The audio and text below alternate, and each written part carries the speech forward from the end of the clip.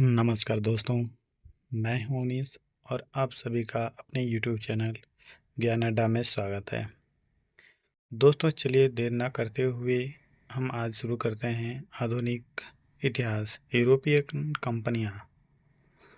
तो चलिए दोस्तों वीडियो को शुरू करते हैं। उससे पहले दोस्तों जो लोग YouTube चैनल पे नए हैं तो चैनल को सब्सक्राइब कर लें, जिससे उनको जो भी नई वीडियोज का नोटिफिकेशन रहेगा सबसे पहले प्राप्त हो जाएगा। चलिए दोस्तों तो शुरू करते हैं। दिया है पहला क्वेश्चन, अंग्रेजों द्वारा कलकत्ता में निर्मित दुर्ग का नाम क्या है?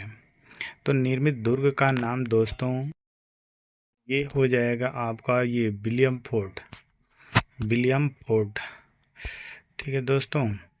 दिया है कि वर्धमान जिले के एक जमींदार शोभा सिंह के विद्रोह के कारण अंग्रेजों को 1696 ईस्वी में अपनी नई कोठी की किलेबंदी की अनुमति मिल गई थी और बंगाल के सूबेदार अजीम उस खान ने 1698 ईस्वी में अंग्रेजों की सुल्तानतिकलिकाता और गोविंदपुर नामक 3 गांवों की जमींदार प्रदान की, जिसके बदले में उन्हें इन गांवों के मालिकों को 1200 रुपये देने पड़े। इंग्लैंड के सम्राट के सम्मान में उक्त किलाबंद व्यवसाय प्रतिष्ठान का नाम फोर्ट विलियम रखा गया। सर चार्ल्स आयर इसका पहला प्रेसिडेंट बने थे। अगला क्वेश्चन दिया है दोस्तों कि निम्न में से कौन सा भारत आने वाला पहला अंग्रेज जहाज है?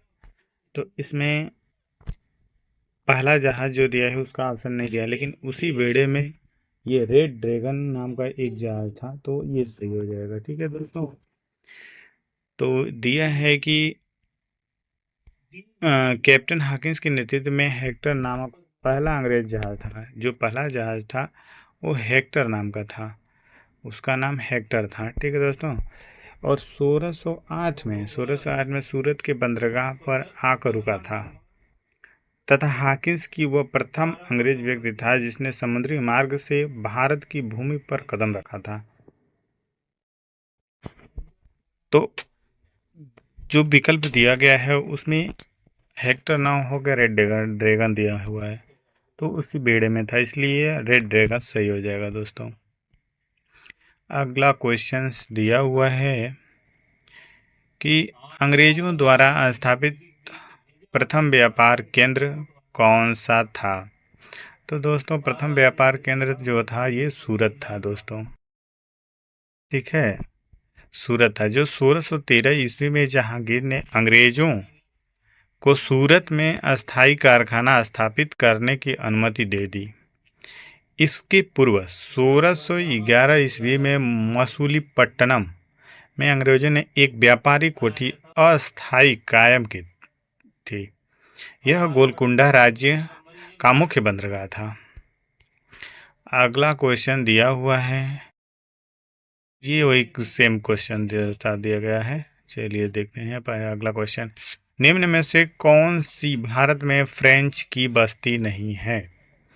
निम्नलिखित में से कौन सी भारत में फ्रेंच की बस्ती नहीं है?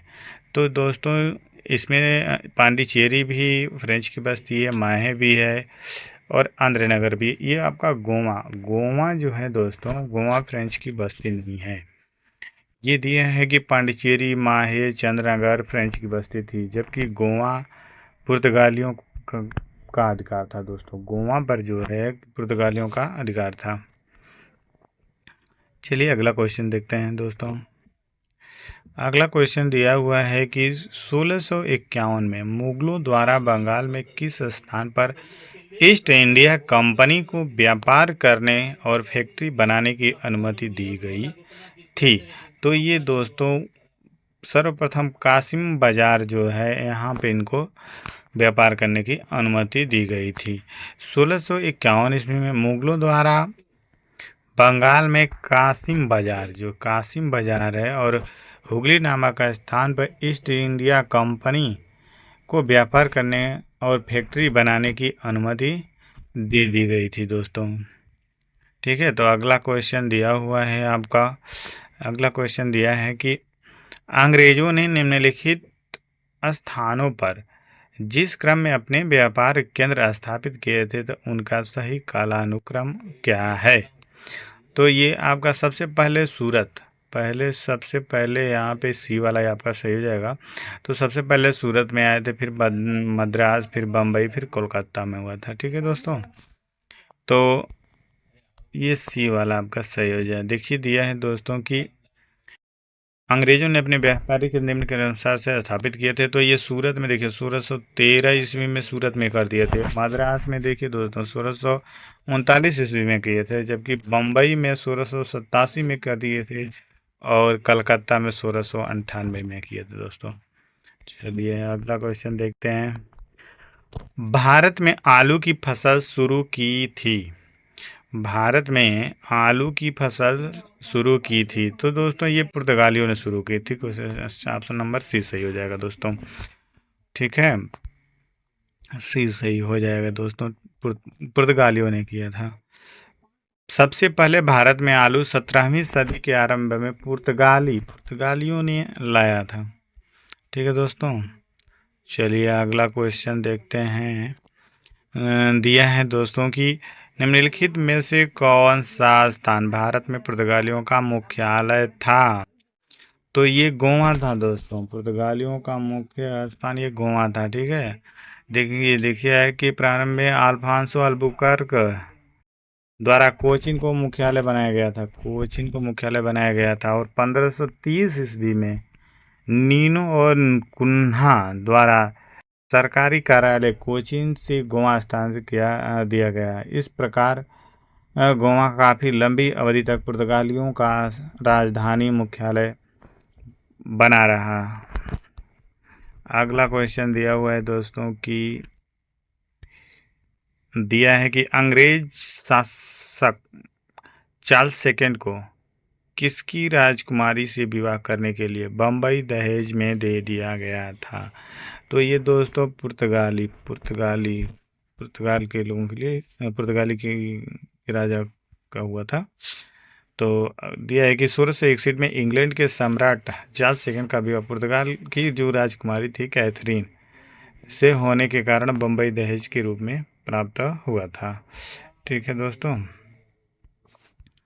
चलिए अगला दिया हुआ है क्वेश्चन कि फ्रेंच ईस्ट इंडिया कंपनी का गठन कब हुआ था। तो फ्रेंच ईस्ट इंडिया कंपनी का गठन 1664 ईस्वी में हो गया था दोस्तों। ठीक है, फ्रांस के सम्राट जो लुई 14वें के शासनकाल के दौरान उसके प्रसिद्ध मंत्री जो कोलबर्ट थे, कोलबर्ट के प्रयासों के परिणाम स्वरूप 1664 ईस्वी में एक फ्रांसीसी व्यापारिक कंपनी द इंड ओरिएंट, जो द इंड ओरिएंट की स्थापना हुई। इसे फ्रेंच ईस्ट इंडिया कंपनी के नाम से भी जाने जाता था। ठीक है दोस्तों, अगला मान लीजिए क्वेश्चन दिया हुआ है कि बंगाल का पहला गवर्नर जनरल कौन था। तो बंगाल का पहला गवर्नर जनरल तो वारेन हेस्टिंग था, वारेन हेस्टिंग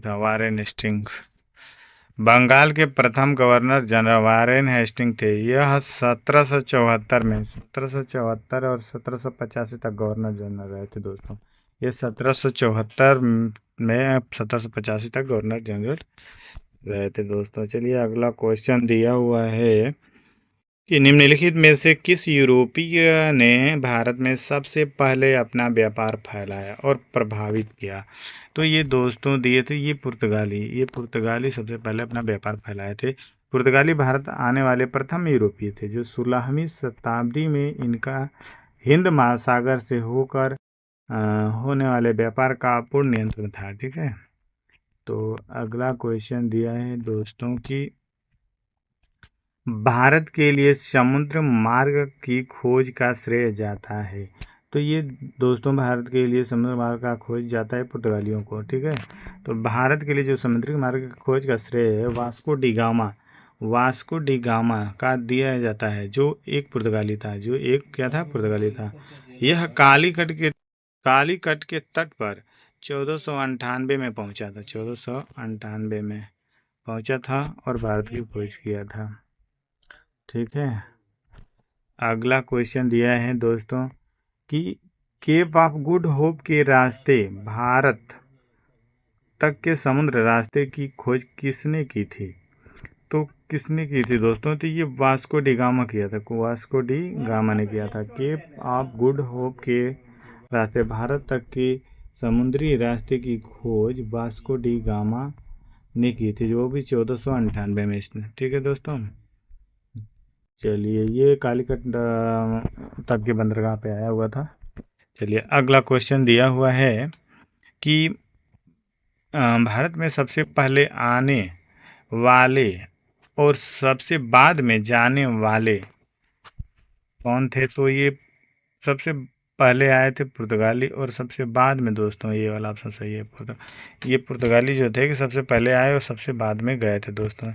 ये 1498 में आए थे। इसमें वास्को डी गामा भारत आगमन के साथ भारत में सर्वप्रथम विदेशी यूरोपीय के रूप में पुर्तगालियों का आगमन हुआ था, और भारत के क्षेत्रों से वे सबसे बाद में गोवा से दिसंबर 1961 में गए थे। ठीक है दोस्तों, अगला दिया हुआ है कि भारत में पुर्तगाली सत्ता की वास्तविक नींव रखने वाले महानतम पुर्तगाली गवर्नर थे।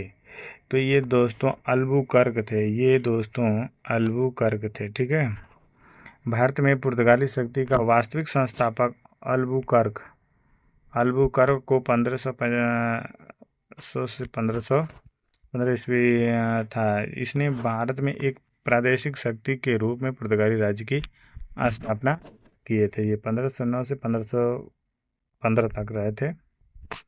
चलिए दोस्तों, तो फिर मिलते हैं हम एक नए वीडियो में। धन्यवाद दोस्तों।